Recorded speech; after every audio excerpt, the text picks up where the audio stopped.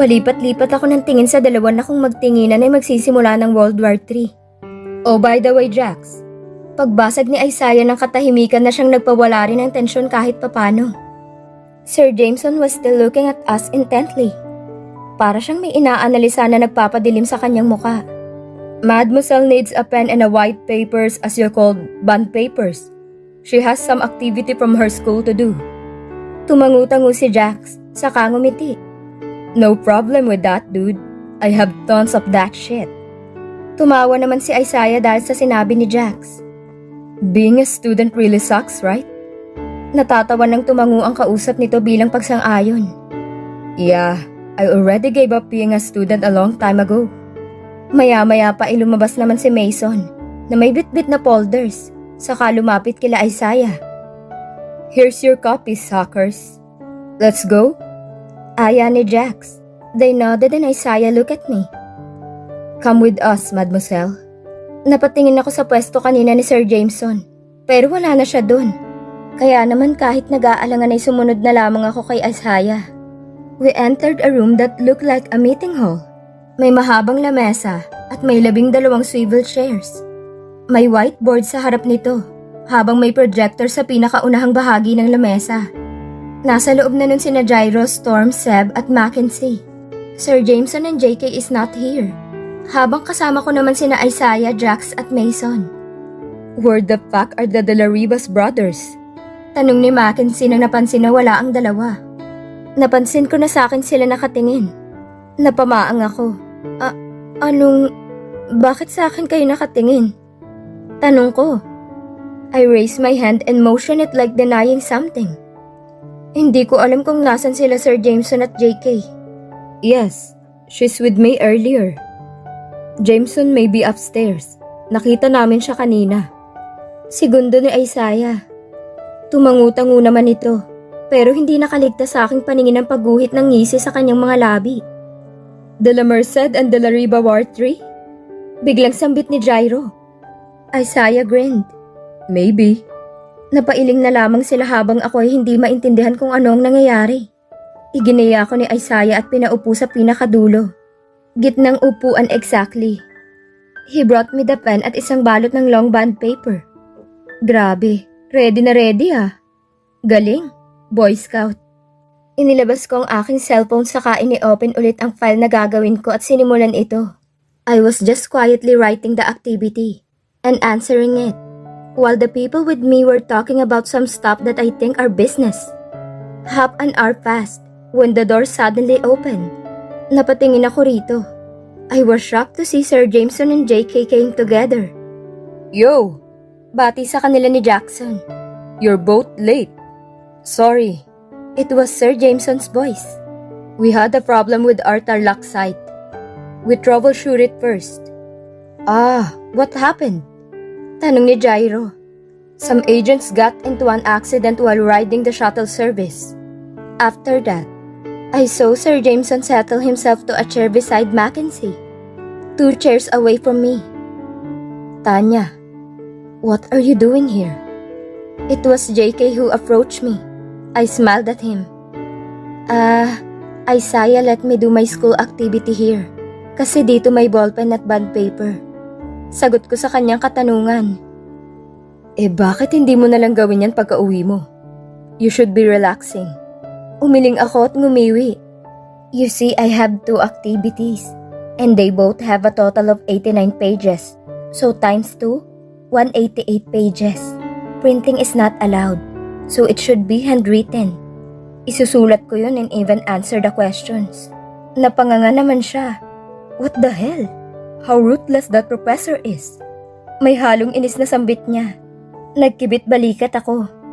Ganun talaga. Nanahimik na muli si JK, kaya bumalik na ako sa pagsusulat.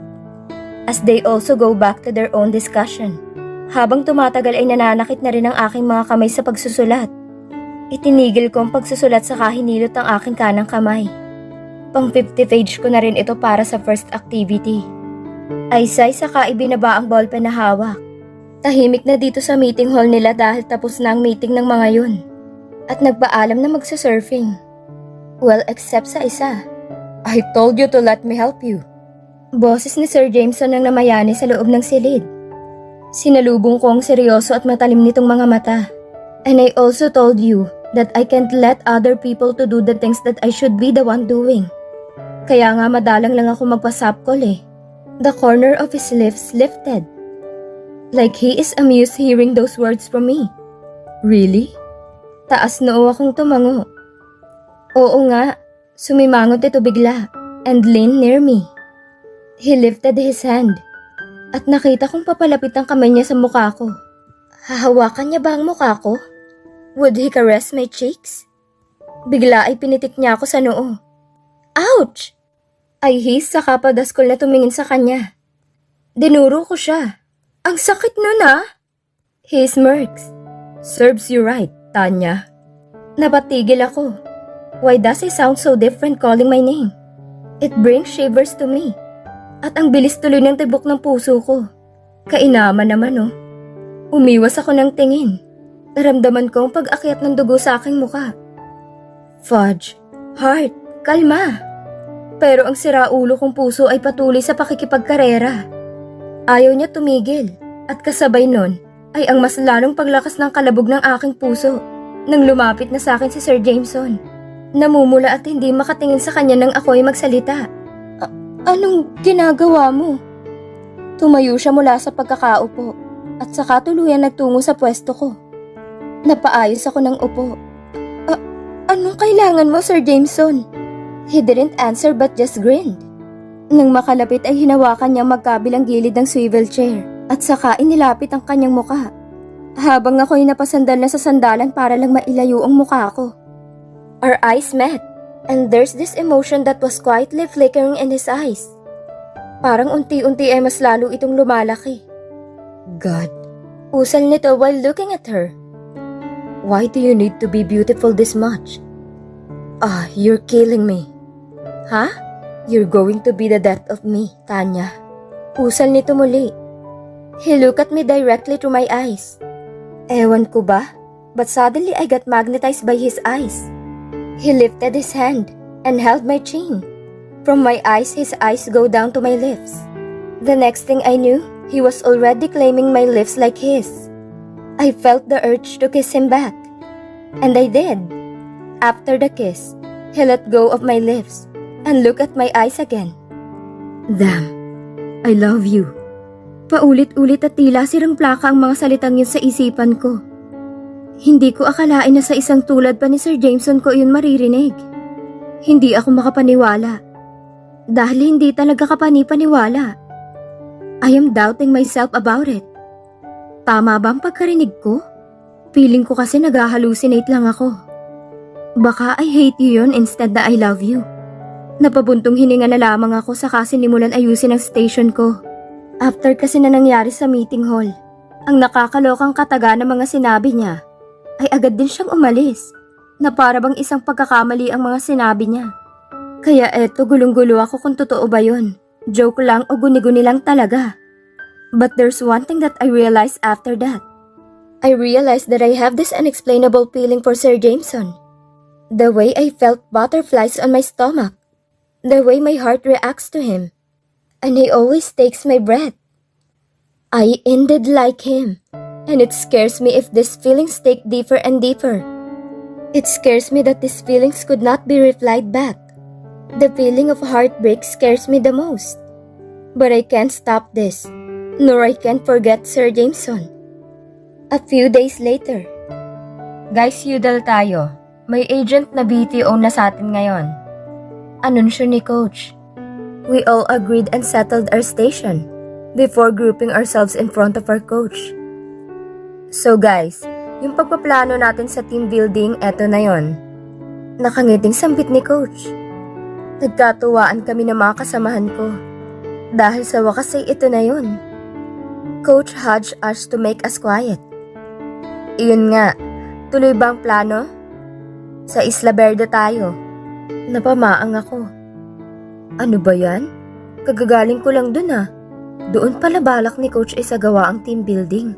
Coach, malapit. Layuan naman natin, Coach. Reklamo ng isa kong kasamahan. Other people agreed with this statement. Oh, saan? Nagtaas ng kamay ang isa ko pang kasamahan. Palawan tayo, Coach. El Nido. Some agreed. Some didn't because of the fare and budget needed. Malayo masyado. Mahal pa.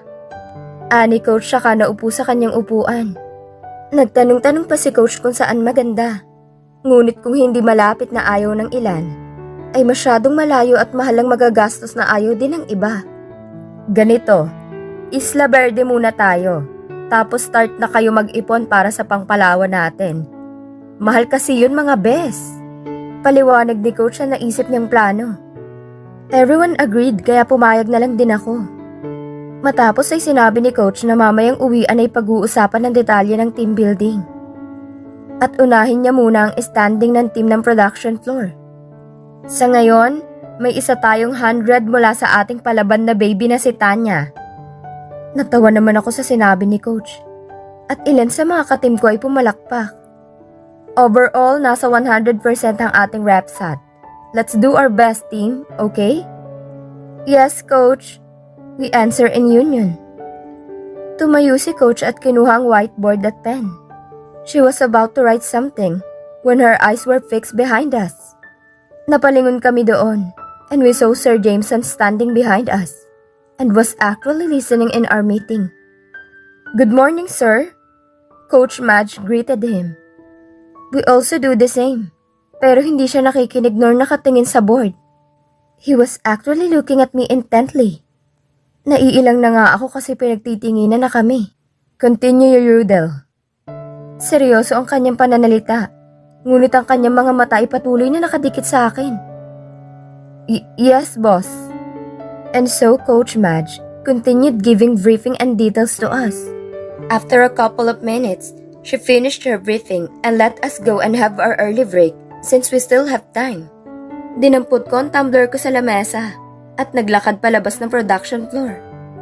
Papalabas pa lamang ako nang may humarang sa dadaanan ko.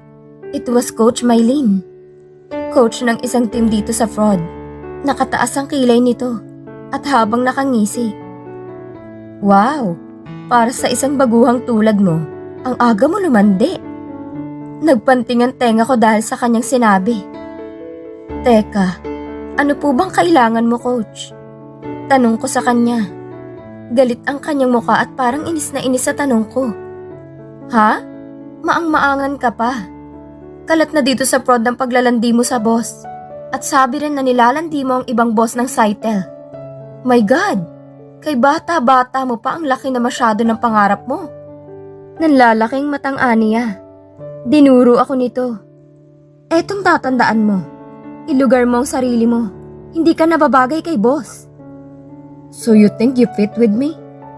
Halos manigas ang katawan ko nang marinig ang bariton ng boses na yun. You have the guts, huh? You are fucking fired, bitch.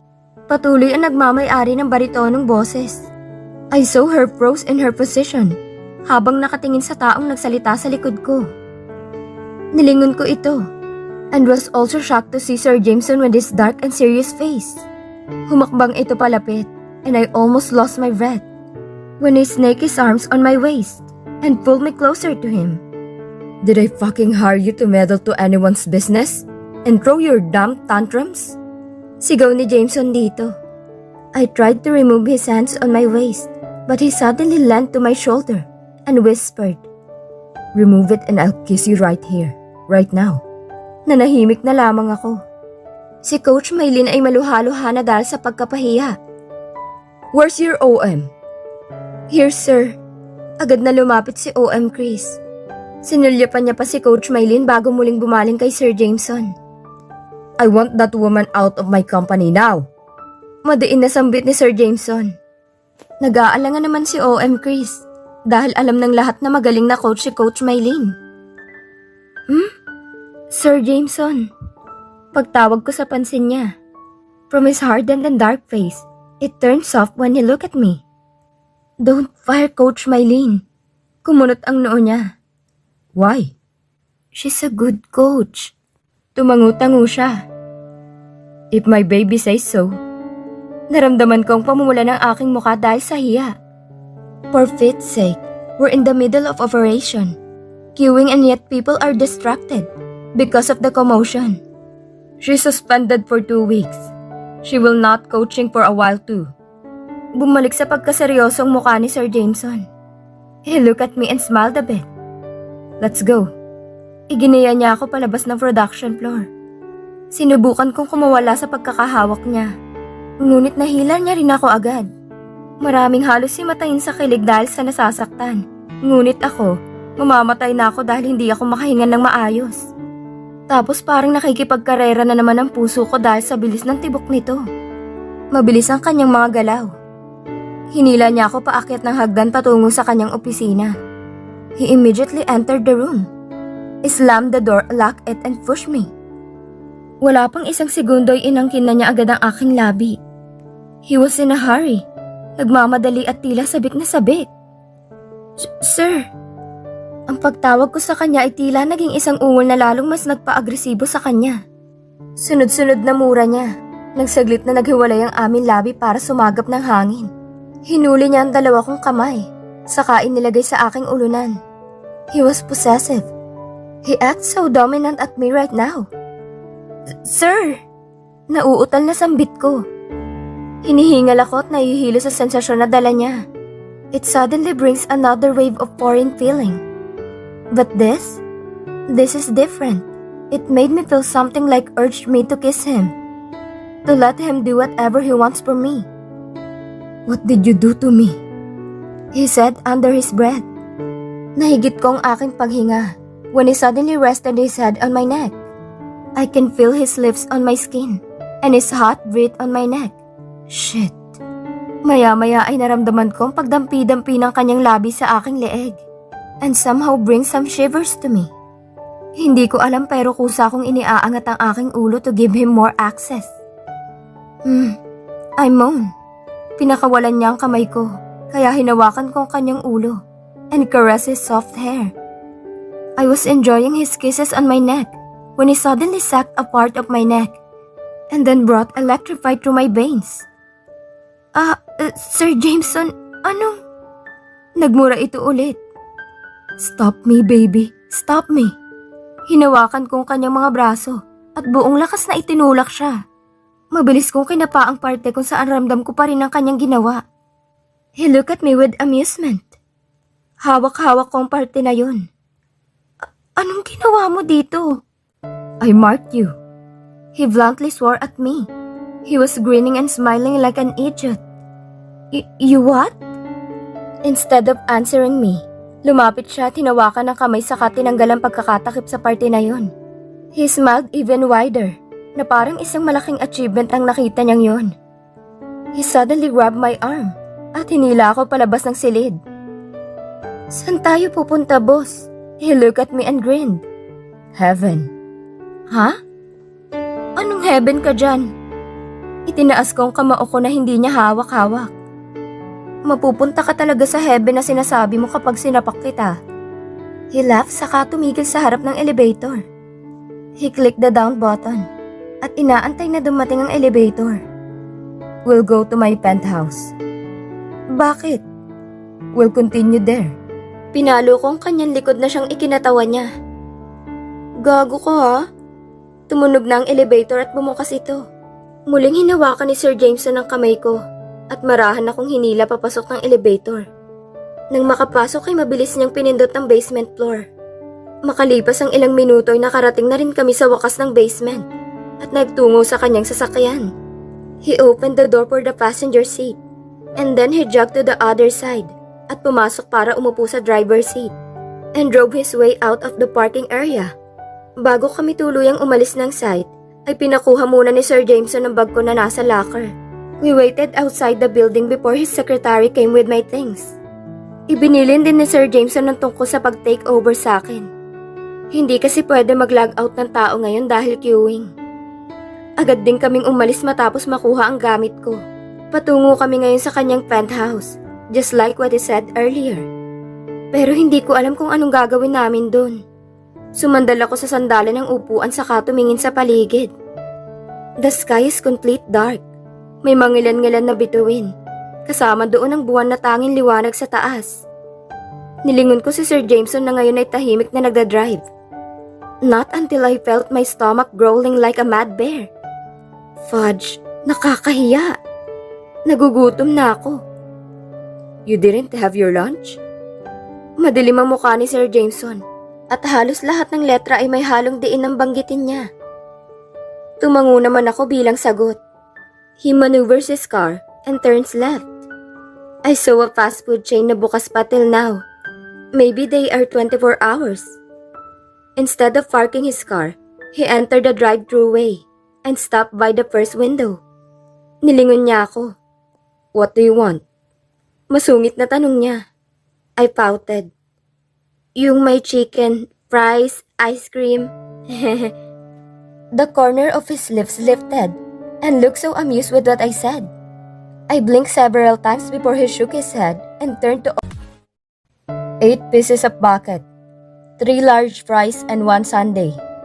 Napangiti ako sa in-order niya at tahimik na lamang na nag-antay. After ordering, he started his car to drive and went to the second window to get the order and pay. We waited for a couple of minutes before makuha ang order at nakapagbayad. Sa akin niya binigay yun, kaya hinawakan ko na lamang yun kahit takam na ako. Nakakahiya naman kasi nakakain ako dito. Siya ang bumili nito at hindi ako. Maya-maya pa ay pinarada na niya ang sasakyan. Bumaba siya ng sasakyan at umikot, saka binuksan ang passenger seat. Thank you. Nakangiting sambit ko habang bitbit ang mga binili namin at gamit ko. Kinuha niya mula sa akin ang mga pagkain and let his right hand hold it. Then using his left hand, he grabbed my hand and pulled me with him. Here, inabot niya sa balay ang susi ng kanyang sasakyan. You know what to do. Imukod konti ang balay. Yes, Sir De La Riva. Tumango si Sir Jameson at nagsimula na ulit maglakad kasama ako. Dahil malalaki ang hakbang niya, ay para naman akong tumatakbo. Teka lang Sir Jameson. What? Sinapo ko ang aking dibdib. Kalma lang, mahina ang kalaban. He chuckled. I'm excited to go to heaven with you. Gago ka talaga. Sagot ko saka umingos. Tumigil siya sa tapat ng elevator at pinindot ang up button. Bumukas ito kaya pumasok agad kami. Pinindot niya doon ang pinakahuling floor, ang 40th floor.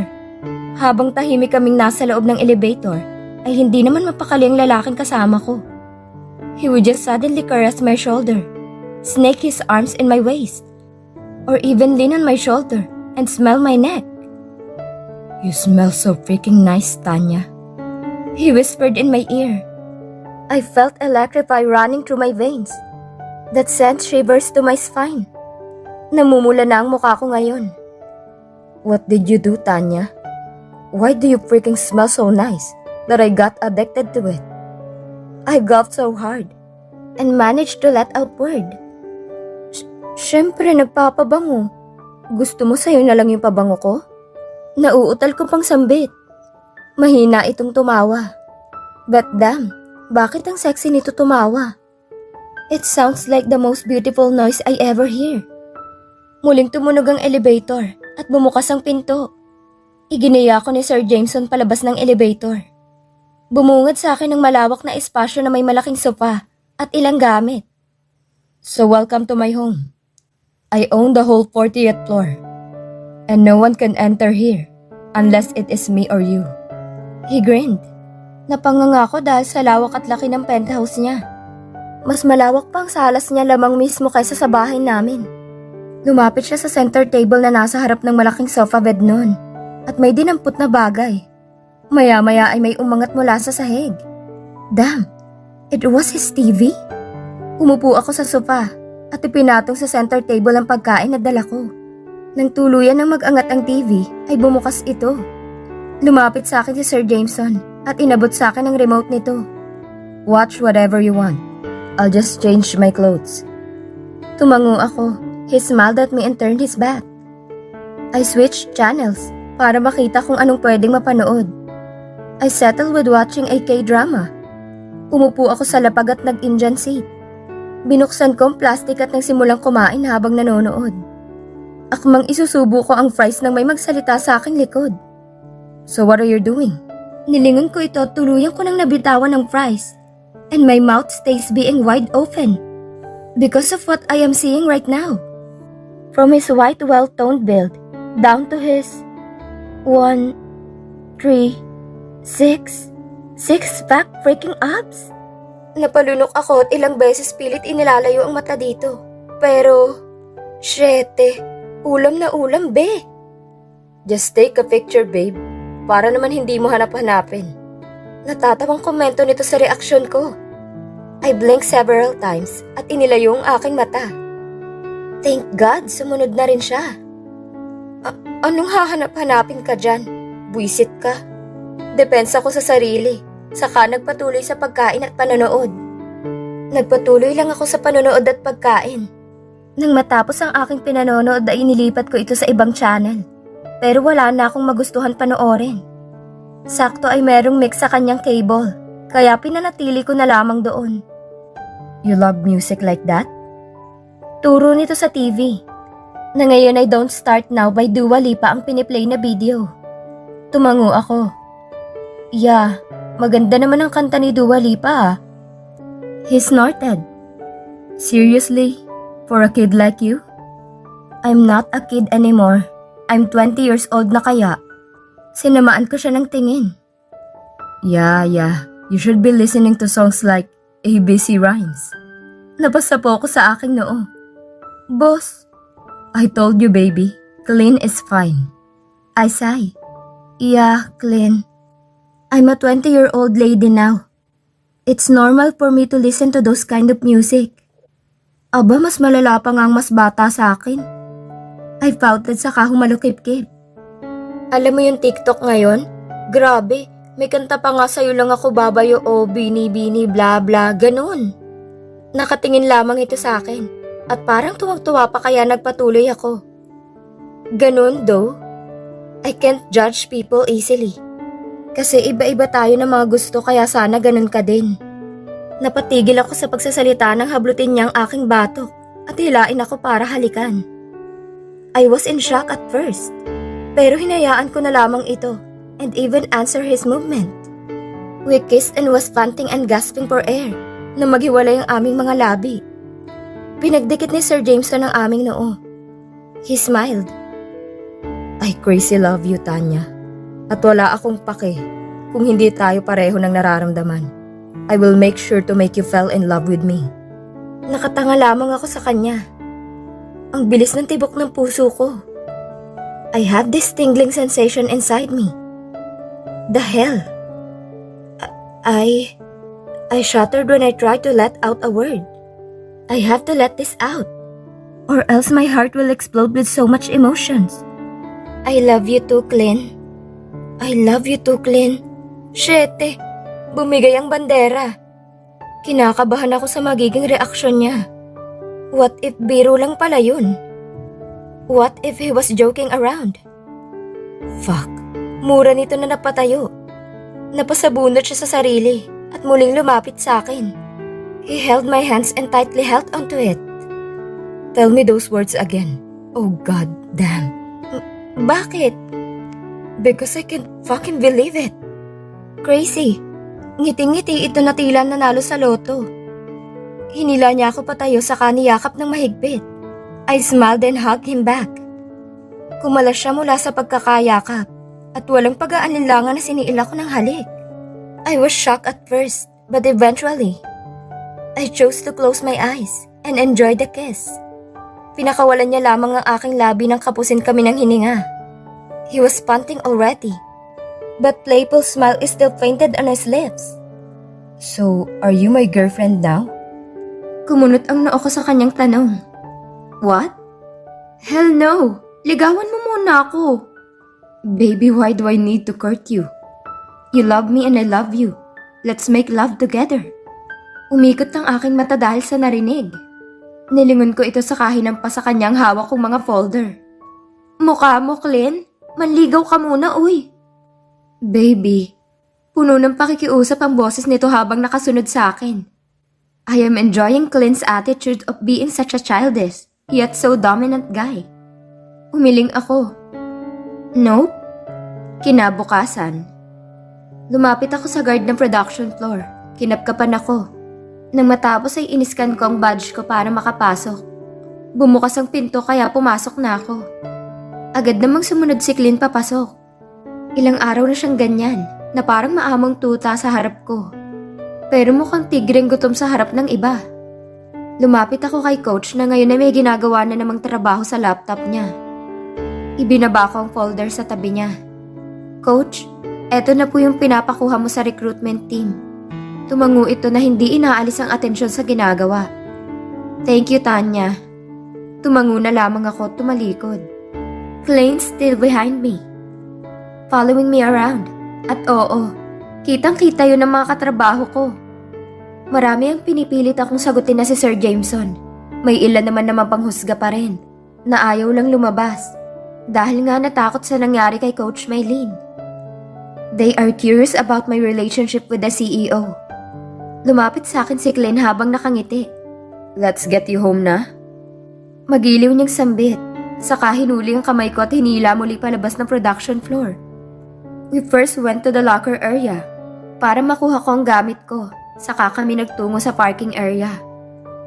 Saan tayo pupunta? I asked him, pero wala siyang naging sagot. Ihahatid mo ako sa sakayan? Umiling siya.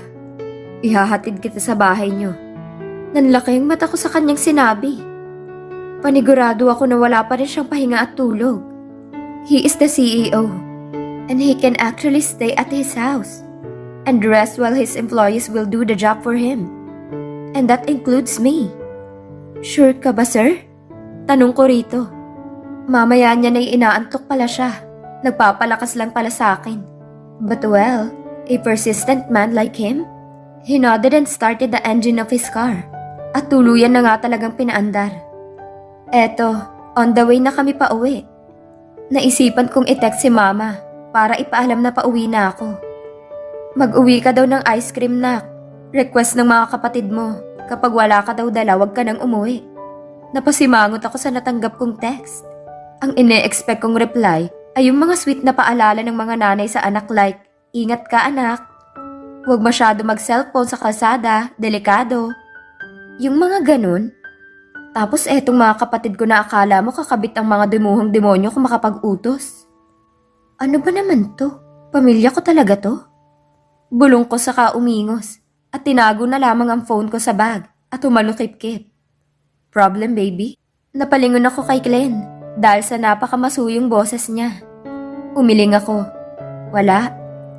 You can tell me. Wala, nabubwisit lang ako. Matabang ang boses na sambit ko. Alam mo yun, pagod ka at puyat sa work. Tapos syempre since I'm still 20, alaga pa rin ako nila mama. Then gawain ko na mag-update sa kanila tuwing babiyahe ako. Tapos ang inaasahan ko, ingat ka anak, inuutusan ako ng mga magagaling kong kapatid na bilhan sila ng ice cream. Nagtuloy-tuloy lang ako sa pagsasalita. And for Fate's sake, it's 7 a.m. 7 a.m. for ice cream? Ano sila? Baliw? Humagalpak naman ito ng tawa na parang tuwang-tuwa kaya mas lalong lumukot ang mukha ko.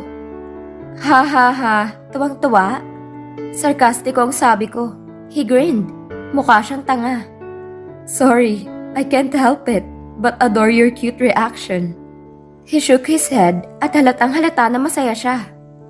I mean, I don't make it a big deal. I know your mother prays to the saints to keep you safe. Napaisip ako. Oo na. He chuckled and just continued driving.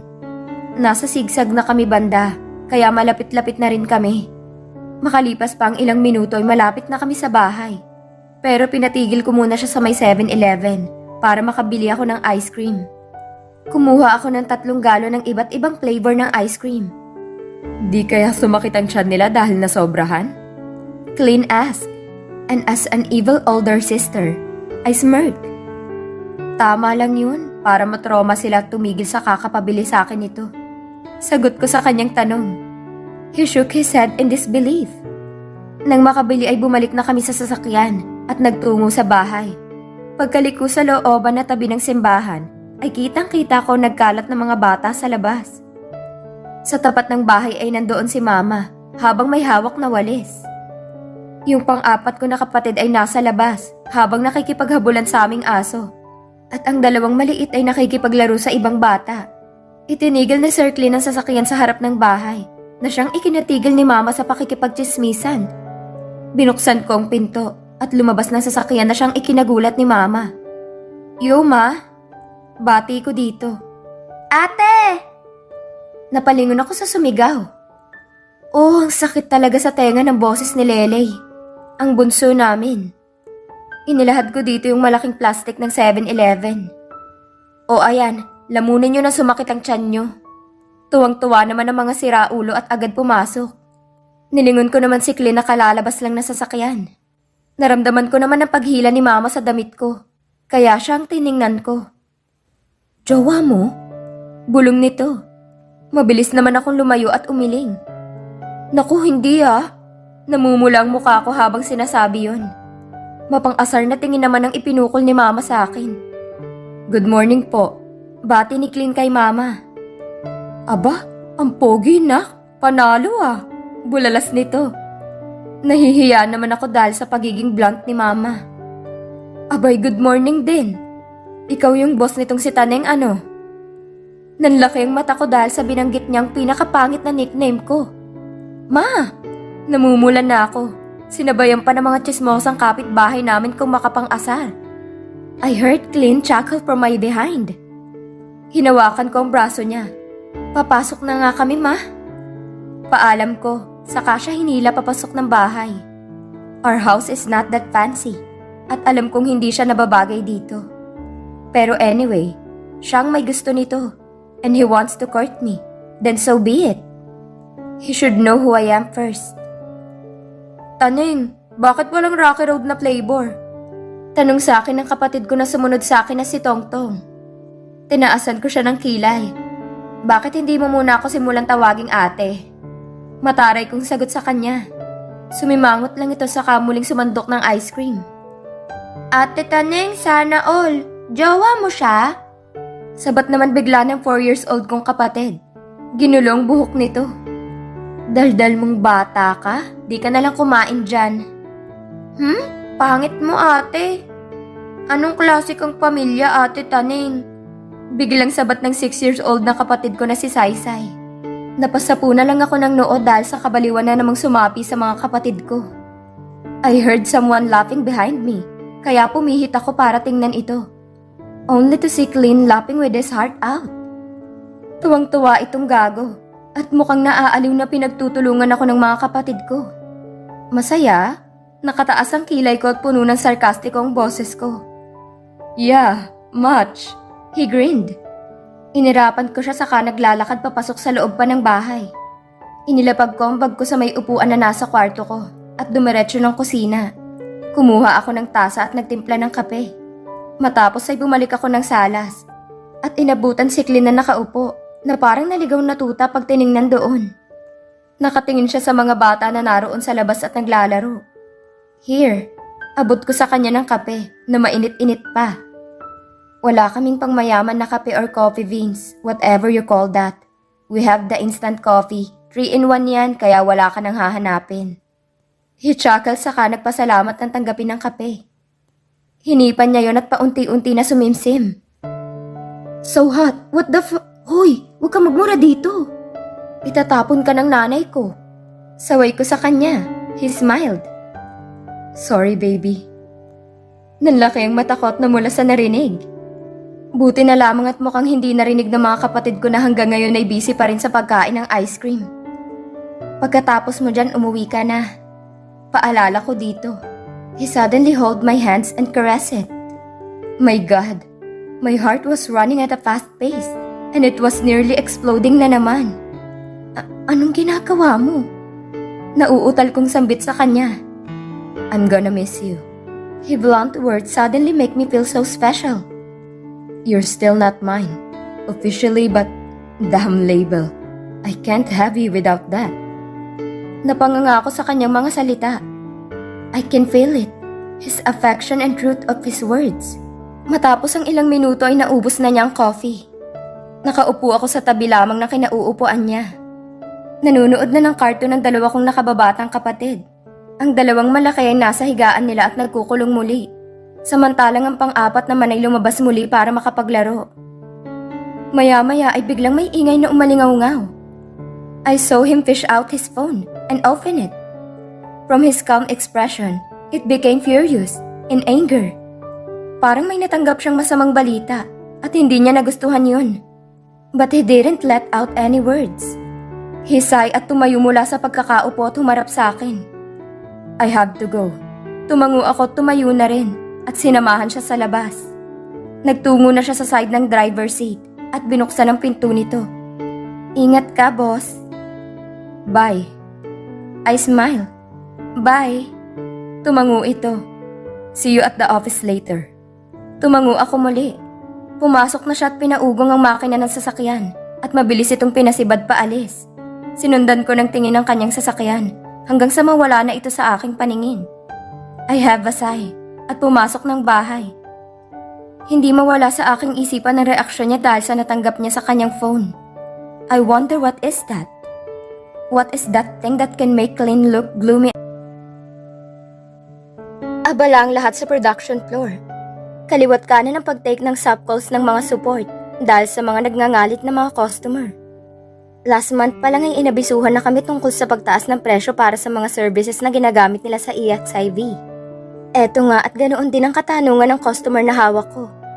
Hindi naman siya galit, pero kino-question niya ang pagtaas ng EXIV. Ngayon, I put the call on hold, and I'm currently looking for the article that was with the helpful spiel to come up and answer the customer. I unhold the call and grab my customer's attention. Maria? Yes, dear. So, I've looked onto your concern about the change of price. Sambit ko na nasa pinakamahinahon na boses. Pero yung kamay ko ay napapanik na kakascroll sa article. Nang sa wakas ay nahanap ko ng spiel. At ngumiti saka nagpatuloy. Well, as CXIB continues to provide you the best and efficient services our customers like you deserve, we are also bound to have changes to its price. As for example from your inquiry, which is the broadcast fee, the channels are much more demanding to a bigger price and EXIB cannot carry the whole amount of it. So EXIB will just add some amount that could help us provide you the channels and the shows that you love to watch. I bit my lower lip and waited for the customer's reply. Kinakabahan ako. Mamaya ma-misinterpret niya or worse, magalit siya bigla dahil sa explanation ko. Kulang ang spiel na naririto sa article. Kaya kailangan kong mag-make up ng words. After all, it's our job to do so. I heard the heavy sigh from the other line. Alright, I guess there's really a price for everything. I heard her sigh. Okay, thank you so much, Miss Tanya. I guess I've troubled you a lot. You're very good at doing your job. Your voice is so calm, yet I am hearing the sound of your mouth. You're panicking or what? Like I laugh wholeheartedly. It's my job to provide you the best service I could ever offer. I'm glad that I was able to help you. I smiled because of satisfaction. So is there anything else that I can help you with? No, I'm okay now. Thank you. Alright, you're welcome, Maria. Again, thank you for calling EXIB. Have a wonderful day. After the call, I immediately typed the documentation and posted it on her account. I closed her account and put my status to audio in. A call was immediately routed to me. Thank you for calling EXIB. My name is Tanya. How may I help you? Hi, baby. I am here because my bill suddenly increased. I don't know why, but I want to call you because I fucking want to hear your voice. Nanlaki ang mata ko at halos bumagsak ang panga ko sa sahig dahil sa gulat. Lynn? QA, baby. They might be listening to this call. Follow the call flow. Tumango ako at inikot ang paningin sa QA. At halos bumaliktad ang sikmura ko. Nang makitang parang sinisilaban na uod ito habang nakatingin sa akin at suot ang headset. Mapaglarong mga ngiti ang nasa labi nito at mukhang tuwang-tuwa. Okay sir. Ayaw mag-function ng utak ko. Damn, ano nga sunod na gagawin ko? Wait, what do I need to do? You're the agent, babe, not me. Yes, right. Sambit ko sa kabinuksan ng tools ko. So I just need to get some information from you. For security purposes. Okay, love. What the heck? And that endearments. Nauutal ko namang panimula. Can I have your name? Sure, just marry me. Ano? No, sir. I mean, can you provide your name so I can check if I have your account here with me? Nanginginig ang boses ko. Ano na naman ba itong trip ni Klein? Oh, pagtanto niya. I thought you wanted my name. Sorry, my bad. Tumatawa niya pang sambit. Anyway, my name is Jameson Klein de la Riva, Tanya's baby. Nanlaki muli ang aking mata at napasinghap. Ramdam ko ang pag-akyat ng dugo ko sa muka. Hindi na ako nakasagot at halos nabingi ako sa narinig ko sa kanya. Tanya's baby Smiled and giggled. Para akong kinikiliti dahil sa paulit-ulit na pagtakbo ng dalawang salitang yan sa isipan ko. Ano ba to? Bakit ako kinikilig? Karupok ay? Napahilamos ako ng muka gamit ang dalawang kamay ko at pilit pinipigilan ng pagsilay ng ngiti sa aking labi. Kinikilig talaga ako. I bit my lower lip at pinigilan ng pagsilay ng ngiti sa aking labi. Hey, napamulagat ako tumikhim, saka inayos ang pagkakaupo. Okay sir. Let me open your account first. Oh great. Thanks baby. Oh, Diyos ko mother. Hindi niya ba pwede tigilan munang kakagamit ng endearment sa akin? Kinikilig ako eh. Mamaya talunin ko siya kung nasan man siya. Wait, nasan ba siya? Oo nga, wala siya sa opisina niya. Wala rin siya sa prod. Nasaan siya ngayon? I heard you, babe. He chuckled. Nasa New York ako ngayon. I have a board meeting and it sucks. I miss you so much. Namula ko lalo dahil sa kanyang sinabi. Binilisan ko na lamang ang pag-navigate ng account niya. Nag-okay na at binuksan ko ang latest bill niya at article tungkol sa pagtaas ng presyo. Okay, so you can tell me more about your concern? Yeah, so I saw my bill. I don't know how to read it. So can you explain the increase to me? Napairap na lamang ako sa hangin. Siraulo talaga to. Siya ang may-ari, tapos hindi niya alam kung ano ang ikinataas. Okay sir, ini-scan ko ang copy ng bill niya na nasa screen. Before that, do you have copy of your bill in front of you? Yes babe. I nodded. Okay, so as I can see, your broadcast fee is the reason for the increase. I started explaining to him. After all, he is still a customer. A flirty customer. Well, if you were able to scan the fourth page of your bill last month, we already started notifying our customer about the increase by this month. He just hummed like letting me know that he was listening. Okay, last month our broadcast fee was just $10.25. But by this increase, we added $5.50, making it a total of $15.75. Pagpapatuloy ko. Hindi ko alam kung nagets niya or what. Bahala siya dyan. Siyang may gusto niyan. Mabilis kong dinala sa article ng screen at nag-scroll para basahin ang helpful spiel na ginamit ko rin kanina. Nang makita ko ito, ay agad akong tumalima para basahin. Well, as CXIB continues to provide you the best and efficient services our customers like you deserve, we're also bound to have changes to its price. As per example from your inquiry, which is the broadcast fee, the channels are much more demanding to a bigger price, and EXIB cannot carry the whole amount of it. So EXIB will just add some amount that could help us provide you the channels and the shows that you love to watch. Very well said. Thank you for your helpful spiel, love. You're very much welcome, sir. He laughed. Damn, I miss you, love. I want to go home now. Gusto ko siyang sagutin, but damn, I'm still on my job. Is there anything else that I can help you with? Yes, kiss me. Lumukot ang mukha ko sa sagot niya. Damn, after this call, pagpipiestahan na naman ako ng mga chismosa. If none, I will end the call now. I hissed. Thank you for calling EXIB. Have a wonderful day. Wait, baby. Hindi na niya natapos ang sasabihin dahil nirelease ko na ang call. Aantayin ko na lang mamaya na ipatawag ako ng QA. Wala, nag-violate pa rin ako. Nirelease ko ang call. Ay say, sira ulo talagang clean na yon. Noong una ang sungit-sungit. Saksakan naman pala ng kaharutan sa katawan. Napangiti ako. Pero shit, maharot nga. Kinikilig naman ako. Masyado siyang papol. Di ko pa nga sure kung totoong sasaluhin niya ako kapag tuluyan na akong nahulog eh. Ay say, saka tumingin sa screen at tiningnan ang schedule ko. Ay sakto, lunch na. Nag-aux lunch na ako at pinatay ang monitor. Tumingin ako sa team ko. May mga call pa sila. Si coach, busy sa kanyang ginagawa. Busy din ng support namin. Lumapit ako kay coach. Coach? Tawag ko sa kanyang pansin. Lunch lang ako. Tumango siya. Sige, mag-punch out ka na for lunch. Huwag mag-overlunch ha. Tumango ako at nakisuyo ng pag-punch out. Saka lumabas para mag-lunch. Pagkalabas ko ng prod ay dumiretso ako sa elevator. At pinindot ang down button para kukunin ko ang bag ko.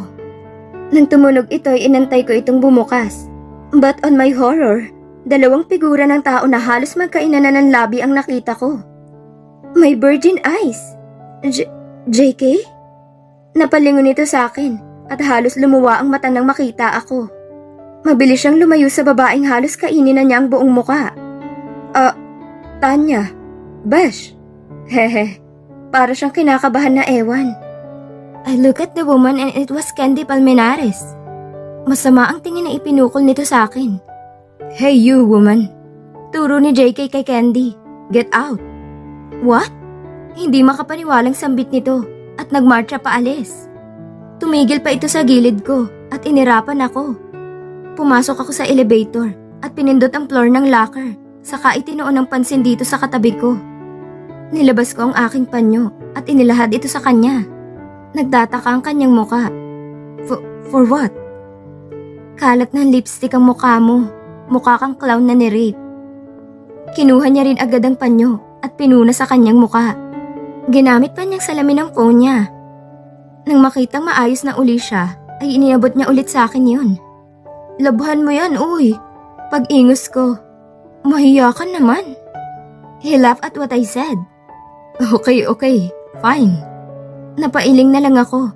Saktong bumukas ang elevator, kaya nilisan ko na ito. Dumiretso ako sa locker habang siya ay nakasunod sa akin. Sumunod ay nagtungo ako sa baggage area para kunin ang damit na binili niya. Lagpas 1 linggo na yung mga yun doon. Saan ka pupunta? Nilingon ko ito na hanggang ngayon ay nakasunod sa akin. Magla-lunch. Here? In this pantry? Yes, may problema? He shook his head. Wala, but I bet ubos na naman ang pagkain nila and you'll end up eating cup noodles na naman. Let's eat outside. My treat. Umiling ako. Hindi pwede. 1 oras lang ang lunch ko. Then I'll ring the workplace team. Nang laki ang mata ko. That's not fair. Sa queuing ngayon. He didn't listen, but instead, he fished his phone and dialed someone. Yes, this is Johnson de la Riva. Currently handling EXIB. Yes, I want you to log Tanya Gomez out, but still will be paid for the whole day. Your main boss, Jameson de la Riva, ordered me, okay? Good. I'm expecting that. Thank you. The playful and kinky JK was gone while he was on the phone. Para siyang si Jameson. They have this cold and distant eyes. But when he end the call, lumabas na naman na nakakaloko niyang mga ngiti. You're good to go, Tanya. Let's go.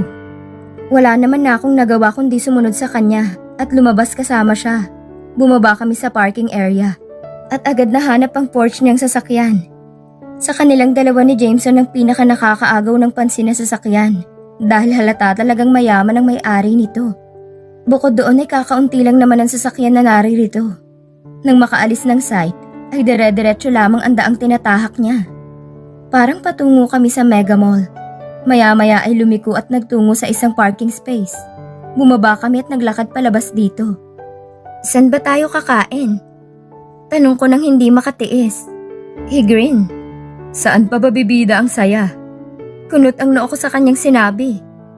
Bibida ang saya? Unti-unti ay napagtanto ko kung ano ang kanyang ibig sabihin. Damn, Jollibee!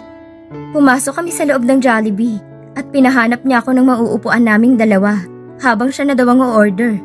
Nakahanap naman ako agad ng mauupuan dahil wala namang gaanong tao sa loob. Mga 5 nga lang ata ang customer dito ngayon. Nilabas ko ang phone ko mula sa bag at saktong may rehistro ng numero sa screen nito. Sinagot ko ito. Hello? Baby. Isang baritonong boses ang bumungad sa akin. And I know it. Kilala ko kung sino at kaninong boses na yun. Clint. Yes. Why are you not logged in? Lunch break ko po. Where? I golf. Jollibee po. Alone or with someone? Madiin ang kanyang pananalita at parang isang maling sagot ay mag-e-evolve siya bigla bilang hope. Si JK kasama ko. I heard his gasp. I bit my lip. Bakit ba ako kinakabahan magsabi sa kanya? What? That's soccer? Sir, naputol na bigla ang linya. Anyari dun? Napailing na lamang ako saka pinatay ang aking phone. Sakto naman maglalapag ng tray sa harap ko ang isang staff ng Jollibee. Enjoy eating, ma'am? Tumaas ang kilay ko at inilibot ang paningin para hanapin si JK. Nang hindi ko siya makita ay muli kong ibinalik ang tingin sa staff. Asan ang kasama ko? Ngumiwi ito. Umalis na po, ma'am. What? Matapos ang nangyari sa pantry ng opisina ni Clint, ay mas lalo pa ata siyang naging makulit at persistent. Para siyang kutsara na hindi pwedeng maihahin sa apag nang wala ang tinidor. Yes, sir, yes. I'll definitely look onto it, okay? Let me just have a minute and let me utilize my tools here. Okay? Thank you. Matapos kong pakalmahin ang nagngangalit na customer ay pinindot ko na ang hold. Ibinaba ang headset ko na nasa tenga at nilingon ng lalaking hawak-hawak ang kaliwang kamay ko at tahimik na nilalaro ito. Ay say, saka pilit na kinukuha ang kamay ko. Ngunit mabilis niya itong nahahablot pabalik at nilalaro muli. Pinagtitinginan na nga kami dito sa station na inuukup ako. Dahil nga bukod sa nasa tabi ko ang main boss ng EXIBPH, ay hawak-hawak pa nitong kamay ko. Weird pero very obvious ang nasa isipan nila. May relasyon kami. I've been hearing gossip and bad made-up rumors about me. Maharot, nilalandi ang boss. Nagpa-home run. Pa-inosente, malandi and so many disturbing made-up words that insecure frogs made up. Wala naman akong magagawa eh. It's their opinion, their judgments, and that's the way of their thinking. Malas lang nila dahil toxic ang utak nila. Nasobrahan ata sa caffeine. Ano bang ginagawa mo dito? Bulong ko na siya lamang ang maaaring makarinig. Issue na naman to. I don't care. His words are firm and with finality. Napabuntong hininga na lamang ako, saka nagpatuloy sa pagkausap sa customer. I had a hard time navigating the tools dahil kanang kamay lang ang magagamit ko. After hours of struggling, sa wakas at lunch break na. Sa ngayon ay may pa-night market sa Saitel na nasa labas lamang ng building, kaya doon balak ng team kumain. Nag-punch out for lunch muna ako, saka nilag for lunch ang aux status ko sa abaya. Matapos ay tiningnan kong lalaking nakakunot habang hawak at nakatitig sa kanyang cellphone. Same expression like the last time he was with me on my house. Parang galit, naiinis at puno ng puot ang kanyang muka. Parang isang bagay na pinakaayaw niya ang nakikita niya sa kanyang phone. Hoy, pagtawag ko sa pansin ito. Pero instead na pansinin ay tumayo ito at blanco ang mukhang tumingin sa akin. I have to go. Parang nagmamadali pa ang mga galaw nito. Tumango na lamang ako dahil mabibigat ang kanyang hakbang na lumisan ito agad. I shrugged my shoulder at pinilit iwaksi sa isipan ang naging mabilis na pagbabago ng akto nito. Inayos ko ang station ko bago ko dinampot ang aking tumbler, saka ako nagtungo sa pwesto ni coach para mag-antay. Oh, tapos ka na? Puna ni mentor siya, nakasalukuyang chill lang at hindi busy. Tumango ako biglang tugon. Natawa naman siya saka sumandal sa swivel chair na kinauupuan niya. Akala ko magpa-sub call ka rin eh, sakaling kita dyan. Natawa naman ako sa sinabi niya. Mukhang naparami ng pa-sub call ngayon ah. Anyway, Hindi naman lahat tinitake nila. Pinapagalitan ng mga agent na pasapkol ng pasapkol. Matapos ang 1 minuto ay nagsitayuan na rin ang mga kasamahan ko. Pati si coach ay tumayo na at sinara ang kanyang laptop. Nakatayo siya sa gitna at minamasdan ang galaw ng mga kasama ko. Pastor team! Maya-maya pa ay sabay-sabay na kami lumabas ng production floor. At dahil nga marami kami, ay naghagdan na lamang kami. Yes, from 15th floor. We choose to take the stairs dahil nga gusto namin na sabay-sabay na kaming bumaba. Ano ba naman to? Nagre-reklamong boses ni coach nang magsalita. Nasa 9th floor na kami. Napapagod na ako. Mamaya niyan pagkababa natin wala na, payat na ako. Natawa naman kami sa sinabi ni coach. Ginatungan pa ito ng mga kasamahan ko hanggang sa wakas ay nakarating na din kami sa ground floor. Puno ng tawanan at kaugnayan ang nangyari. Nang maparaan kami sa meeting hall ng ground floor, coach hushed us. Dahil napunta dito ang atensyon nila. Wait, yung mga kaibigan nila Clint yun ah. And yes, he's also inside pero busy ito sa cellphone niya. I saw Isaiah wave his hand to me, kaya I waved back, saka nagtuloy-tuloy sa paglalakad. Ayan ha, una si Sir De La Riva, tapos sunod yung isa pang Sir De La Riva, tapos ngayon, isang poging client din. Ayan ha, ang hair friend, masyadong mahaba. Litanya naman bigla ni Mentor George. Ayan ha, shampoo mo girl. Shampoo galing US ata kaya ganyan, mala Taylor Swift sa dami ng boys. Natawa na lamang ako sa kalokohan nila, mga siraulo. Nang makalabas ay agad kaming nagtungo sa mga shops na nandito.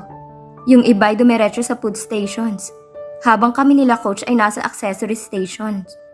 Tumingin-tingin ako sa mga naroon, hanggang sa mapadpad ako sa head accessory. Para siyang animal head accessory, pero may bilog na pinipindot sa bandang baba. Para gumalaw ang tenga na nadesenyo doon. Napangiti ako sa bumili ng 2. Ibibigay ko ang isa kay Clint. Matapos makabili ay agad din akong inaya ni coach na bumili na ng pagkain. Nagtungo kami sa food station at parang gusto ko nang kumain sa loob ng pantry. Grabe, kanin at ulam lang, 130 pesos na. Bulong ko. Umiling ako saka nagtungo sa ibang food stations. Nakakalula ang presyo dito. Parang mas bet kong mag-mini stop or 7-Eleven na lang. Oh, ano sa'yo, Tanya? Bungad sa akin ni Alea. Nakita kong may hawak na siyang pagkain niya ata. I shrugged my shoulders. Wala pa nga eh. Ayun o, doon. 100 pesos tapos may kanin ka na at 2 dish ng ulam. Turo nito sa isang food station. Napangiti naman ako, saka nagpasalamat bago nagtungo doon. Tama nga si Alea, okay na to. Napagdesisyonan kong kumuha ng inihaw na baboy at sisig. Kasama na roon ang kanin, kaya sulit na rin ng 100 piso. Nang makuha ang pagkain ay agad ako nagtungo sa kinauupuan ng buong team. Sabay-sabay kaming kumain at nagkwentuhan. Tuwang-tuwa kaming kinukuhanan ni Coach Madge ng picture at pinupost sa daily post site na kung saan ang mga TL, OM, supports and even the bosses are connected. Oh, Tanya, smile! Kasalukuyan kong suot ang kulay pink na bunny head accessory, kaya pinisil ko ang magkabilang dulo nito para umangat ang tenga, saka ngumiti ng malapad. Aba, ang ganda talaga, sana all, diba? Natatawang sambit ni Coach, saka pinakita ang picture ko na kinuhanan niya. Matapos kumain ay nag-ikot kami muli, para naman sa maiinom. I was drinking a bubble tea when a stall caught my attention. OMG! Totoro! It's a stuffed toy Totoro! Ate, magkano po yan? 1,345 be. Nanlumo naman ako sa narinig. Malaki kasi ito at napakalambot. Gustong-gusto ko siya bilhin, pero para sa isang stuffed toy, higit 1,000 ang gagastusin ko. That's a large amount of money for me. Napalabi ako at nag-isip kung bibilhin ko ba o hindi. I'll get that toy, miss. Nag-angat ako ng tingin nang marinig ang isang pamilyar na boses. Nilingon ko ito at tama ako. Si Clint. Nasa likod niya ang mga kaibigan niyang busy din sa pagtingin-tingin sa mga stations. Sige po, sir. Sambit ng babae saka inayos ang bear sa napakalaking paper bag. Matapos ay kinuhang iniaabot na bayad ni Clint. Kinuha ni Clint ang paper bag at iniabot sa akin. Here. I blinked twice before I looked down the paper bag, then bring my look back to Clint. Itinuro kong sarili ko. Akin? He nodded and smiled. Of course, for my baby. Napatanga ako sa kanyang sinabi at wala sa sariling kinuha ang paper bag mula sa kanya. Salamat. Tumango siya saka tumalikod at naglakad pabalik sa mga kaibigan niya. Napangiti ako dahil sa ginawa niya. Oh my God! Is this really what they called love? I bit my lower lip saka inilabas ang bunny head accessory na binili ko para sa kanya. Ibinaba ko ang paper bag sa gilid. Saka mabilis na naglakad palapit sa kanya. Walang pasubali akong tumingkayad, saka inilagay ito sa ulo niya. Napamaang naman at napatingin siya sa akin. Lumapad ang ngiti ko sa labi. Ayan, sa'yo yan ha. Ingatan mo. Pinisil kong bilog sa ibaba nito. Stress reliever. I winked at him before I left para balikan ng paper bag. Saka nagdesisyon na bumalik na sa prod. Mukhang nauna na nga ang mga kasama ko pabalik. Dahil hindi ko na sila nakita kanina na nakakalat sa night market. Bago bumalik ng prod ay dumaan muna ako sa baggage area para ipatabi ang paper bag. Pinaalam ko na kukunin ko rin naman agad yun pagka-out ko. Matapos ay agad akong sumakay ng elevator para makabalik na sa production floor. Dahil baka mamaya, mabilis ding natapos ang shift ng walang problema. As usual, ay nakakuha ako ng isang 100% survey. Maging ilang katrabaho ko. Kaya masaya at mapayapang natapos ang araw na ito. Na hindi kami binubungangaan ni Coach. Again, bukas guys ha, same performance like today. If not the same, much more level up. Yes, Coach. O sige, magsiuwi na kayo. Masaya kaming nag-out at lumabas ng production. Nagtungo kami sa elevator saka pinindot ang down button. Maya-maya pa ay bumukas ang elevator. At papasok sana kami when Hee Seok-lin was with a sophisticated and all-smile woman. Hinarang ng dalawang lalaking mukhang guard ni Clin ang kanyang kamay at sinabihan na hindi pwedeng sumakay sa elevator ngayon. I want to ask Clin who is she for her to hold him and be so near to him. Pero his eyes are blank at wala akong mabasang expression sa kanya. Naramdaman kong kumirot ang aking puso dahil sa nakikita. But there is no right of me to question him because in the first place, he's not mine. Unti-unti nang sumara ang pinto ng elevator and it feels so heavy. Parang may nakadagan na mabigat sa dibdib ko. Hoy, okay ka lang ba, baby girl? Puna sa akin ng isa sa katrabaho ko. I blink at pilit na pinapagaan ang sarili. Ngumiti ako at saka humarap dito. Oo naman po. Tumangu-tango ito saka ngumiti. Sabay bumalik sa pakikipag-usap sa iba. Napagdesisyon na nilang maghagdan na lamang. Habang ako'y nananatili dito sa tapat ng elevator. Para akong natuod sa kinatatayuan ko. Wala pa namang sinabi si Clin tungkol sa kung sinong babaeng yun. Pero nasasaktan na ako? Bakit? Nanatili akong naghihintay ng padating na elevator. At nang sa wakas ay bumukas ito. Bumungad naman ng taong may parehong mata at itsura nito. But JK's emotions are shown. And he has this pity and doubtful expression. Hey, nanubig ang mga mata ko nang marinig ko ang boses niya. JK? My voice cracked and it sounded like a whisper. Wala lang yung babae, di ba? Tanya. Pagtawag niya sa pangalan ko, my eyes show hints of hope that I'm right.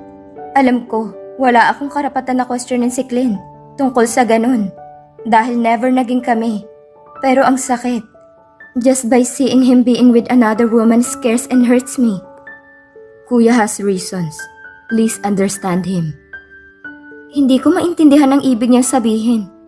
Pero naramdaman ko ang tuluyang pagtulo ng luhang kanina pa kumakawala. Tahimik ko lamang ginagalaw ang mouse at inaayos ang gustong ipagawa ni customer. Ini-unhold ko ang tawag. Inilayo ko ang mic ng headset saka tumikhim bago ibinalik ito. Ma'am, I've already settled the credits you want and have the paperless billing on your account. After 45 days, you will have the discounts. Oh really? Great! Yes, so is there anything else that I can help you with? None, girl. The customer breathes. I was about to say my closing spiel when she suddenly talked again. You sound so drained, girl. It irritates me. I just can't shout at you because you helped me with this issue I have for a week already. Don't slack off on your work, miss. Just a piece of advice. Napapikit ako at pilit na sinigawan ng boses ko. But it sounds so hoarse. Yes, ma'am. Sorry for the inconvenience. Again, thank you for calling EXIB. Have a nice day. Great, you too. Napapikit ako, sumandal sa swivel chair ko. God, I've been slacking off since that very day. Ilang araw na rin ang lumipas mula nung nasaksihan ko yun. With JK's words, I know there's something wrong. Samahan pa ng kasabay nun na inawala si Clint, na parang bula dito sa site. Parang farewell gift niya sa akin ang binili niyang stop toy. Tanya Gomez! Napamulagat ako at napatingin sa direksyon ni Coach Madge. Galit ang itsura nito. Katabi si QA Ian. Coaching now! Nagmamadali kong sinunod si Coach Madge at matapos iyon ay ipinasunod niya ako kay QA Ian. Patungo kami sa isang meeting room. Pagpasok at siyang lingon ng mga tao sa loob, ang mga kaibigan ni Clint. Napapansin ko rin na halos araw-araw ay nandito ang mga ito at busy lagi. Sorry sir, I just need a minute here. Paalam ni QA Ian. That's okay, we're about to leave anyway. Napatingin ako sa sumagot, si Isaiah. I bit my lower lip nang paupuin ako ni QA sa upuan.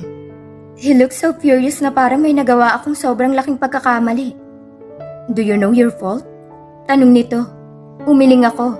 He gasped. Your last call. Do you know what you've done wrong? Ano nga ba yun? Umiling ako muli. Ngunit sa pagkakataon na yon, ay ibinagsak ni QA Ian ang kanyang kamay sa lamesa. Kaya napaigik ako sa gulat. You don't know? I clearly heard the customer even advised you to stop slacking at work. Napapikit ako sa bayo ko dahil sa hiya. Lalo na at maraming pares din ng mga matang nakatuon ng pansin sa amin. You know what? I've been receiving complaints about your lazy and arrogant attitude towards the customers. But I disregard it because some customers are doing that. Mahabang litanya ni QA Ian habang patuloy lamang akong nakayuko at pinipigilan ng sariling maluha. But seriously, everyday complaints are the same. And you're receiving zeros. Really? So I plan to listen to your calls. And all of the customers are right. You are arrogant, rude, and even lazy to be talked with. And me as EXIB and Satal's quality analyst, I will not tolerate such an attitude. You've known me, Tanya. We're civil, but this attitude? You will get a favor from me and your coach now. Napapikit ako muli at pilit pinipigilan ng pagkawala ng luha sa aking mga mata. I gasped and tried to stop letting out any single word from my mouth. You already have 3 papers from us, Tanya. 1 more and you will be terminated. I'm not making fun of it. Muling banta nito bago siya umalis at lumabas ng silid. Finally, I let out tears to flow like a river and sobbed like a kid who got lost. I'm lost. I don't know where I am going now. After Clint came to my life and left in an instant, I immediately got lost and I don't know where to start. Napansin kong mga tao na tahimik na nakamasid sa akin, kaya minabuti ko na lamang na lumabas ng silid na yon at umibis palabas ng production floor. Tinuyo ko ang luha na nasa aking muka at dumiretso sa labas ng building. Lumakad ako at nagtungo sa di gaanong mataong lugar at naupo sa gilid noon. Huminga ako ng malalim, saka tumingin sa kalangitan.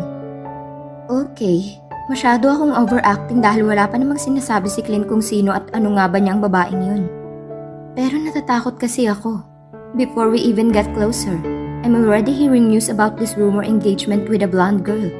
And they've been dating by force, but getting along very well. Aside from that, wala naman akong karapatang magdemand sa kanya. He only said he loves me, but he never intended to prove it to me. Ano yun? Trip niya lang manggago? Nararamdaman ko ang pagkirot ng aking dibdib dahil sa naisip. Mas lalo akong naguguluhan dahil matapos ang araw na yon, ay hindi na rin nagpakita pa si Clint. Hey, untag ng isang pamilyar na boses. Nilingon ko ang pinanggalingan nito at nakita kong papalapit na si JK. Nang makalapit ay umupo ito, isang dipang agwat namin. You okay? I bit my lower lip sa kadahan-dahang tumango. I heard him take a deep breath before looking at the sky where my eyes are also settled. I know Kuya likes you. Very much, Tanya. Panimula niya habang patuloy na nasa kalangitan ng mga mata. He's a cold-hearted person. He never intended to be collided with any of his employees. His nature is just a boss in a company. Hindi nga siya lumalabas gaano ng kanyang opisina eh. He chuckled. But everything changed when he saw you in the recruitment area 5 months ago. Napalingon ako sa kanya dahil sa narinig. Sa recruitment area ng Saitel? He smiled at me. Yes, the day you got your first job. You're on your final interview when we're observing in that certain area. What? Yes, Tanya. He looked at me intently. I'm not shocked to see how my brother immediately fell in love with you. Hell, even that call routed to you when he was drunk. He requested me to connect his phone to you. He was desperate to get to know you. Nanlaki ang mga mata ko dahil sa narinig. Kung ganoon ay matagal na akong kilala ni Clint. At ang tawag noong una, sinadya niya yun? Hi, thank you for calling EXIB. My name is Tanya. How may I help you? The other line stayed silent. I am hearing small groans and some movement. But voices and such, wala. Hello? Napakagat ako ng labi. Kapag walang sumagot sa second spiel ko, I have to drop the call. I have to take care of my AHT. I cleared my throat and started my opening spiel again. But nothing answers me again. Nakakainis naman to. Prank call na naman ata. Since I am not able to receive any response from the other line, I need to drop the call now. Wait. Napamaang ako nang marinig ang boses sa kabilang linya. It was husky and manly. It somehow gave shivers to my spine. Lalaking-lalaki ang boses nito. I look after the account in my monitor, only to see his full profile. Jameson Clint de la Riva, NYC. Sir? I call out to get his attention. How may I help you? Get me a bottle of whiskey. Here in my condo unit in New York City. Napatanga ako sa narinig. May kausap pa siyang iba o akong kausap niya? I didn't respond and stay quiet. Baka kasi hindi naman ako yung kausap niya. Why are you not responding? My phone's not broken. Ha? So ako ang kausap niya? Teka, bakit niya ako hinihingian ng whiskey? Telecommunication company ang account na hawak ko, hindi bentahan ng alak. I calm my system down. Sir? This is EXIB's representative. EXIB is a telecommunications company. Maybe I can direct you to any company who sells. I don't fucking care. Get me a whiskey, bitch. Nanlaki ang mata ko at marahas na napatayo. Gago ka ba? Internet at cable ang binibenta namin dito sa EXIB, hindi alak. Adik ka ata eh. Sigaw ko saka ibinaba ang tawag. Para akong binuhusan ng malamig na tubig nang maalalang mga nangyari ng oras na matanggap kong tawag na yun. He wanted to be close to you. He wanted to be with you because when he first laid his eyes on you, his heart fell in an instant. He laughed again. Parang tuwang-tuwa pa ito sa sinasabi. My brother is not an expressive person, but he actually told me those cheesy words before. And now he can't stay here longer again. I gulped on what I heard. Bakit? Nauutal kong tanong kay JK. He smiled bitterly and looked directly into my eyes. He has a fiancé, Tanya. Itinakda na siyang ikasal bago ka pa niya nakilala. At ang babaeng nakita mong kasama niya, yun ang fiancé niya. Her name is Andrea de Claux. Para akong sinaksak ng milyong-milyong mga kutsilyo. Hindi pa nakontento at sabay-sabay pa. Ramdam kong paggaralgal sa aking lalamunan. At kahit gusto kong ibuka ang aking bibig, ay tila ayaw naman itong gumalaw. Unti-unti ay naramdaman kong pag-init ng surok ng aking mga mata. Hindi ko mapigilang hindi mapaluha. Nasasaktan ako. Umiikot ang isipan ko. Kung ganoon, sa panahon na sinasabi ni Clint na mahal niya ako, may fiancé pala siya na naghihintay sa ibang bansa. Hindi ko alam kung anong nararamdaman ko. Para akong sinaksak ng paulit-ulit. Gusto kong magalit dahil sa pakiramdam ko pinaglaruan niya ako. Pero hindi ko magawa. Mabilis natapos ang oras. Pinilit kong i-compose ang sarili at hindi maramdaman kung anong hapdi sa mata ko. Namumula na ito kasama ng ilong ko. Tinanong naman ako ng mga kasamahan ko kung okay lang ako. And as expected, I lied. In this situation, to the truth I discover, magiging okay pa ba ako? Dahan-dahan ko lamang kinuha ang mga gamit ko na nasa locker. Para akong nangihina. Mabigat ang kalooban na nilisan kong sight. At kesa antayin ko na lamang ang shuttle ay nilakad ko na hanggang sakayan. Habang naglalakad palabas sa malawak na parking space, ay napansin kong isang itim na sasakyan ang nakasunod sa akin. Hinayaan ko na lamang ito at piniling mas gumilid pa dahil baka nahaharangan kong daanan ito. Ngunit hindi naman ito umibis palagpas sa akin, kundi ay nagdahan-dahan lamang din ito ng galaw, kaya hinayaan ko na lamang. Nang makalabas sa malawak na parking lot, ay lumabas na naman ako patawid. Huminto lamang ako at inaantay na mag-red ang stoplight. Huminga ako ng malalim saka tumingala. I feel so exhausted. Hindi naman ako gaano napagod sa kakatrabaho, pero pakiramdam ko'y gustong-gusto nang sumuko ng aking katawan at mahiga. Maya-maya ay may tumabi sa aking nakaitim na hood. Pansin kong kulay itim ding mask at shades nito.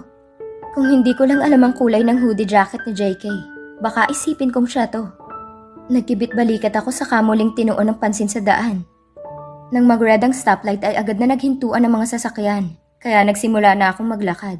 Nang makarating sa kabilang side ay huminto agad ako, dahil hindi pa naka-red light sa kalsadang yun.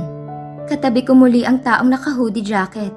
Base sa physical appearance nito ay lalaki ito, at sobrang familiar ito sa akin. Agad din naman nag-red light, kaya mabilis akong tumawid, kasunod ng lalaking naka-jacket.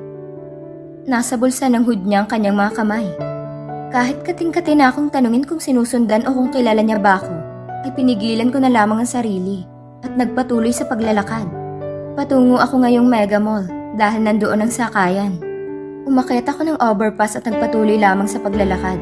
Hindi pinapansin ang presensya ng lalaking nakasunod sa akin. O hindi. Basta, naiilang na ako dahil kahit saan ako humakbang o maglakad na direksyon, ay naroon siya. Kikidnapin niya ba ako? Diyos ko, Panginoon, hindi naman ako mayaman para makidnap. Nang makarating sa sakayan ay pasimple akong lumingon para tingnan kung nakasunod pa rin siya. Pero wala na siya, kaya nakahinga ako ng malalim. Mukhang hindi naman talaga siya nakasunod. Nagkataon lang na parehas kami ng kailangan daanan. Talaga ba? Tumawid na ako sa kabila, nakasunod pa rin? I shook my head saka naglalakad patungo sa mga bus na dumadaan. Nang may makitang bus papuntang Fairview ay agad akong sumakay doon. Wala namang gaanong tao sa loob, pero pinili ko pa rin maupo sa pinakadulo.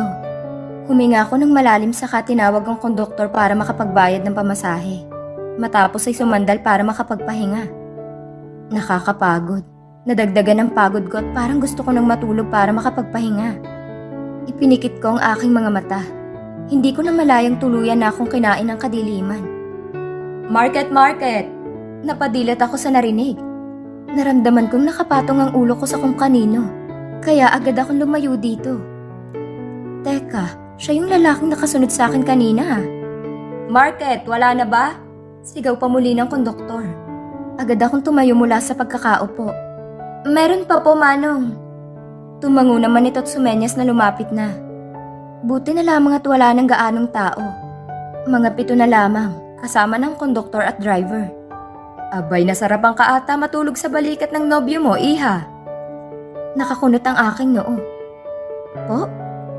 Umiiling-iling ito sa kangumiti. Pinili ko na lamang na bumaba. Pagkababae, umandar na muli ang bus at kitang-kita ko ang lalaking naka-hoodie jacket. Nakasuot pa rin dito ang jacket at itim na mask. Pero wala nang shades na suot niya. Kitang-kita kong itim na itim niyang mata. Puno ito ng emosyon at sobrang pamilyar sa akin.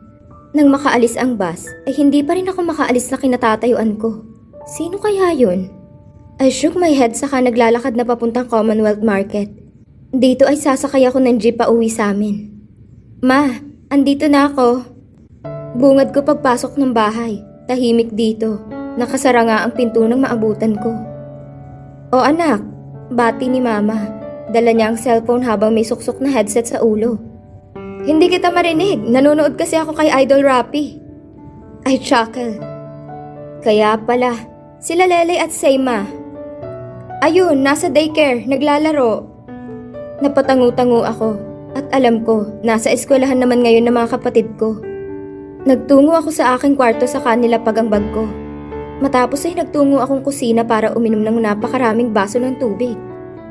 Para akong exhausted na ewan. Ngayon ko lang ulit naramdaman yung pagod. Nagtungo akong sala para tingnan ang oras. Nang makita kong titig na titig sa akin si Mama. Bakit ma? Tanong ko. Umingos ito. Umiyak ka? Hindi ito tanong. It's a statement. Umiwas ako ng tingin. Hindi ma, sa puyat lang yan. Hindi ako tanga, Tanya. Sagot niya na may halong diin. Araw-araw kang puyat. Di sana araw-araw namumula sa magayang mata mo. Huwag mo nga gawing tanga ang nanay mo, Tanya. Napayuko ako sa narinig. Ang unti-unting sakit na kinakalimutan kanina ay muling bumalik.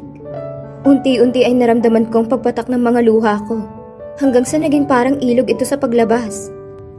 Naglakad palapit sa akin si Mama, saka ako hinila para yakapin. I hugged her too, tight and never wanted to let go. Parang ngayon gusto kong ilabas ang sakit na nararamdaman ko. Ma? Nanginginig kong tawag sa kanya. Ang sakit, Ma. Hindi ko alam kung magagalit ba ako o ano. Nahulog ako eh. Sabi niya mahal niya ako, Ma. Pero ba't ganun? Mahal niya ako pero pag-aari na siya ng iba. Parang niloko niya ako, Ma. Niloko ka talaga niya, Tanya. Seryoso ang boses nito, pero malambing. Alam mo, anak, sa pag-ibig laging may sakit. Patuloy lamang ako na lumuluha habang yakap-yakap si Mama. Gustong ilabas ng mga luha ko yung sakit na nararamdaman ko. Parang patuloy akong pinupukpok ng katotohanan. Pain always demand to be felt when it comes to love, anak. Muling sambit ni Mama. At kapag nagmahal ka, you should be always ready to the consequences na darating. Sa pagkakataon na to, what you are experiencing is the consequences of loving him. I bit my lower lip para pigilan ang mga pagkawala ng hikbi sa akin. Ngunit tila ayaw nito magpatalo. Maybe today I can let out my emotion. Siguro pwede ko munang tanggalin yung Tanya na matapang, na masayahin. Patuloy lamang akong lumuha at humagulgol sa balikat ni Mama, while she caressed me and always tell me that everything will be okay. What happened to us, we were almost there. Sana nga maging okay na ang lahat. But how? Lutang at wala akong gaanong tulog. Mga higit 2 oras lamang ang naging tulog ko dahil puro pag-iyak ang inatupag ko, kesa ang magpahinga. Parang ng oras na yun ay nag-breakdown ako at gustong ilabas lahat ng sakit at sama ng loob ko. I had sighed, saka binuksan ng pintuan ng shuttle service. Pagkababa ko ng shuttle service ay puno ng kumpulan sa may smoking area. At nang mapadaan ako sa pantry sa first store, ay pinagtitinginan nila ako.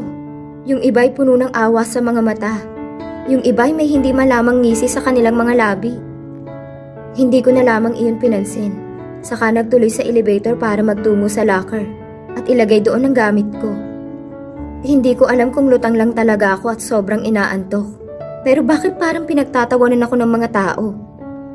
Nakatingin sila sa akin, sabay bubulong at tatawa. I bit my lip. Yumuko saka nagtungo sa comfort room. Humarap ako sa salamin. Ang bumungad sa akin ang namamaga akong mata at ilong. Bagsak din ang mata ko dahil sa sobrang antok. Maputla ako dahil sobrang sakit na din ang ulo ko. Ayaw nga akong papasukin ni Papa dahil sa kalagayan ko nga. Pero nagpumilit pa rin ako.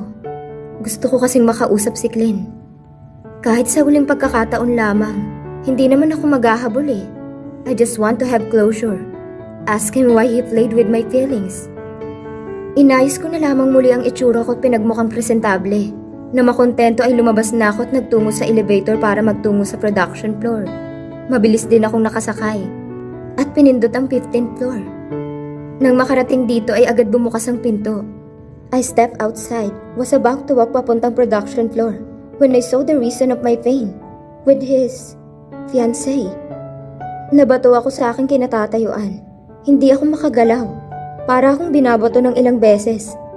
Hindi ko na alam ang gagawin ko. Should I leave? Should I call him to talk with him? Should I slap him? Gulong-gulong isipan ko. Ngunit ang kaguluhan na yun ay nabura nang may isang boses ang umalingaw-ngaw. Are you Tanya Gomez? Napatingin ako rito. It's his fiancé. I blinked several times before nodding my head. Saka tumungo. Oh, I've wanted to meet you. She joyfully exclaimed. I'm Andrea de Clarks, Jameson's future. Johnson said that you entertained my fiancé very well. So I wanted to take you and stop flirting with him anymore. Ang malawak at masayahing mukha nito ay nawala at napalitan ng disgust at talim ng tingin. Stay away from him, bitch. You're just his pastime. His little nasty bitch here. Napaawang ako sa aking narinig. Ang sakit. Dinig kong singhapan ng mga tao sa paligid. At tila hindi makapaniwala sa narinig. She smiled again to me. But this time, it's creepy. Parang maling galaw ko lamang ay may hindi magandang mangyayari. Let's go, babe. Aniya kay Clint. Napatingin ako sa kanya but instead, I saw nothing. Para lang akong bula na hindi mahalaga sa kanyang paningin. Let's go. Sambit ni Clint before he wrapped his arm to Andrea's waist at iginaya siya papasok ng elevator. As they entered, Clint's and my eyes met. And there, I felt his cold heart. I felt nothing but pain. Pain and pain. Sa pagsara ng elevator ay kasabay ng pagtulo ng aking luha. And my heart shot.